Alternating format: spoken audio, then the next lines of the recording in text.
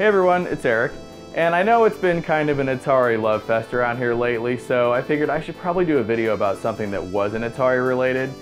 So I figured I'll do a Sega video. I'll review a Sega game. Sega is one of my favorite video game companies, specifically Sega arcade games. I love Sega arcade games. So I wanted to review Quartet on the Sega Master System. And if you're not familiar with this game, it's a conversion of a really awesome Sega arcade game. Probably one of my all-time favorite arcade games in general. So here's Quartet, the arcade game released by Sega in 1986, and this is basically their answer to Gauntlet. It's a 4-player game just like Gauntlet, and there's lots of similarities. There's set enemy spawn points, you're trying to get to an exit at the end of the level, you can insert more coins to buy more energy. The differences are, though, that this is side-scrolling instead of top-down, and also it's a sci-fi setting instead of fantasy. I used to play this at a pizza place called Pistol Pete's Pizza in Mesa, Arizona. They had a 4-player dedicated cabinet for this. And that's where I fell in love with it, especially the music. The music in this game is amazing. Sega's known for their arcade game music in the 80s and 90s, and this game's no exception.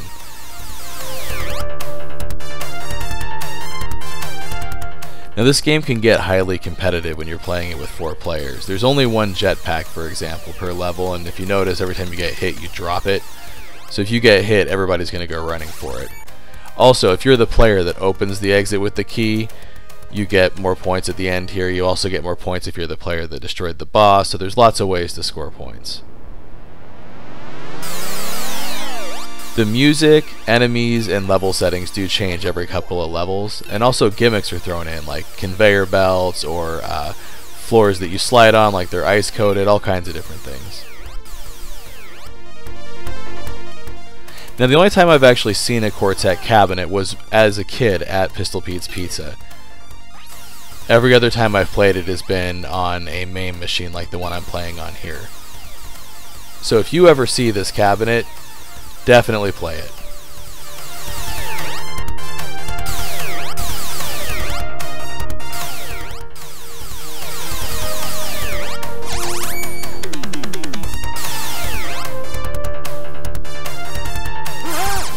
I'm sure you can see why this is one of my favorite arcade games.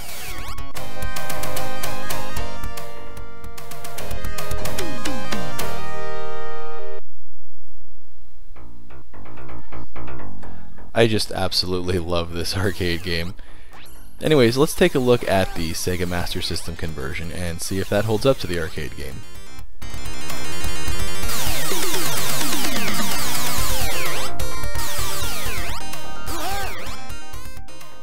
Alright, so here's Quartet on the Sega Master System, and you've gotta love the artwork on these Sega Master System games.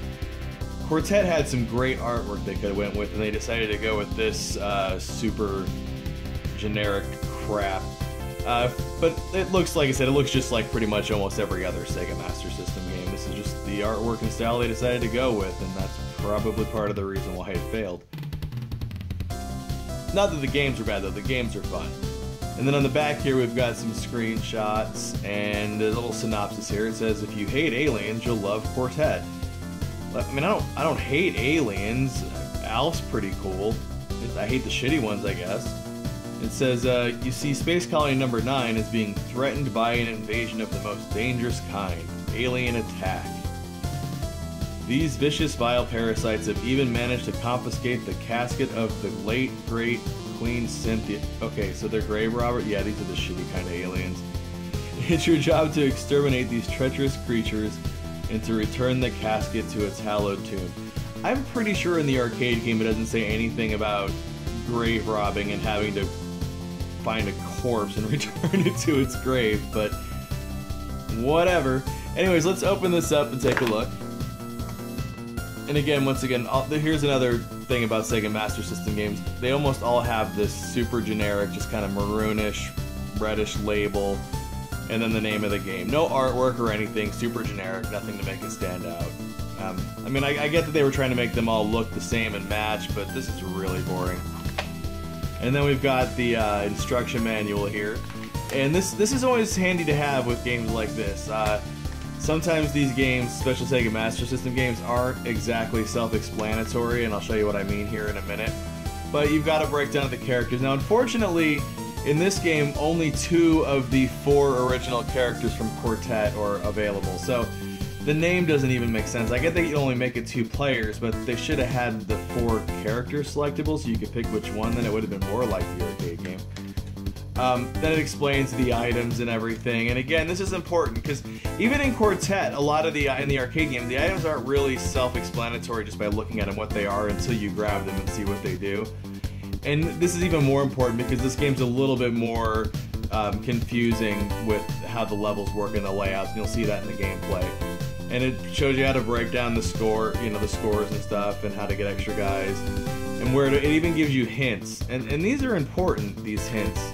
I mean, look, be ruthless in going after aliens because they'll be ruthless going after you. Well, no shit. I guess these hints really aren't that important. And then, of course, the ever popular score book when score still mattered in games. So yeah, pretty cool. Oh, and here's what's cool too, is it gives you a breakdown on how to beat some of the bosses. So that's cool, kind of a built-in strategy guide.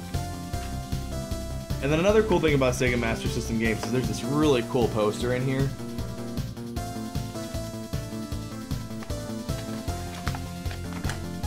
And look at this thing. This thing just oozes 1980s Sega. Look at that. Look at all that. I don't normally hang these things up, but I may hang this one up. Why don't you let me know down in the comments, do you usually hang these kind of posters up, or do you leave them with your boxes to leave them complete? Let me know down in the comments, because I'm interested to know what you do with them. I usually leave them in there, but I think I'm going to hang that one up somewhere. But anyways, let's take a look at some of the gameplay of Quartet on the Sega Master System.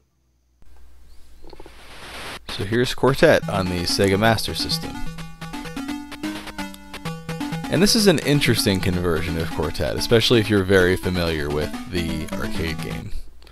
First thing you'll notice, there's only 2 characters available, Edgar and Mary. The other 2 didn't carry over. So the Quartet name almost doesn't make sense anymore since there's only 2 available characters.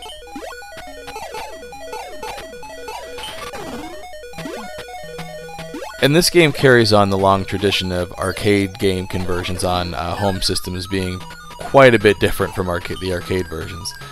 This game almost looks like a version of Quartet and Fantasy Zone mixed to me.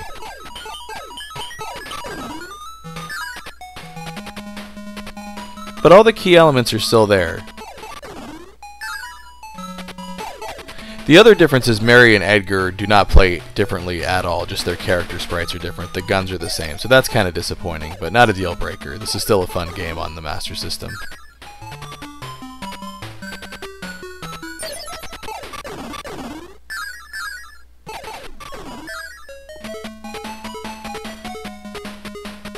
And here's our first boss, and here's another difference. The bosses in this game are completely different from the bosses in the arcade game. I actually think the bosses in the Sega Master System version are harder than in the arcade game.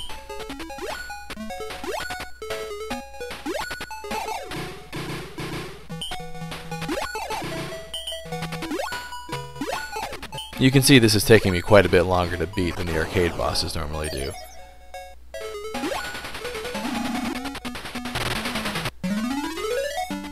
I don't like that picture of Mary either. That does not look right. It doesn't look like the arcade game looked. It's kind of weird looking.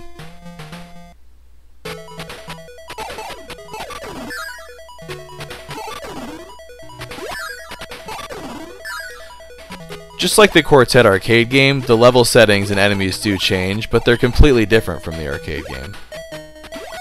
Not a bad thing though. But again, this definitely reminds me of Fantasy Zone mixed with Quartet.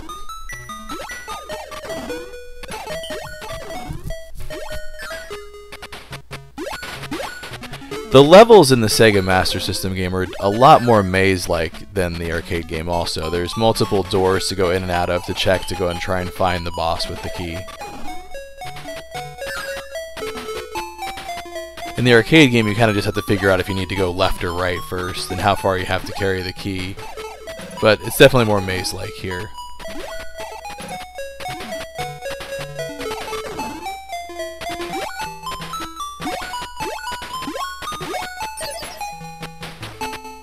And once again, a completely different boss. But still interesting, like a big lizard thing that climbs around on the wall. It definitely presents a big challenge. Now something else I'm sure you'll notice there is that I died. You have energy just like in the arcade game, but you also have 3 lives here, just like a console game. So each time your energy runs out, you do have another life. There are no continues though. So essentially your lives act as continues. It's like having 3 continues in the arcade game.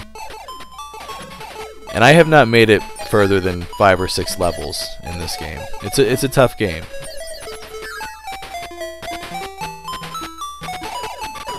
I definitely haven't been able to beat it yet.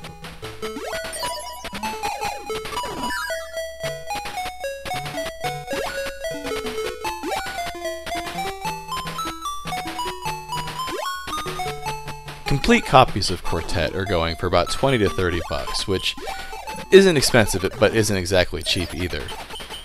Now, would I recommend getting Quartet on the Sega Master System?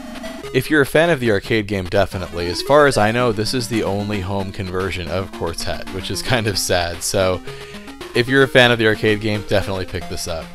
If you're just a casual Sega Master System collector, it's still worth getting, but I would try and get it below market value, because you're probably not going to be happy with spending $20 or $30 on it. But if you can find it cheap, definitely pick it up. Anyways, this has been my review of Quartet for the Sega Master System. Thanks for watching. I'm going to keep playing.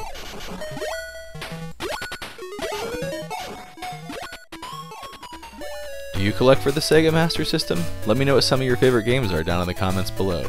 And also check out one of these other videos, and don't forget to hit those like and subscribe buttons, and check out my links to the social media crap there. And as always, thanks for watching.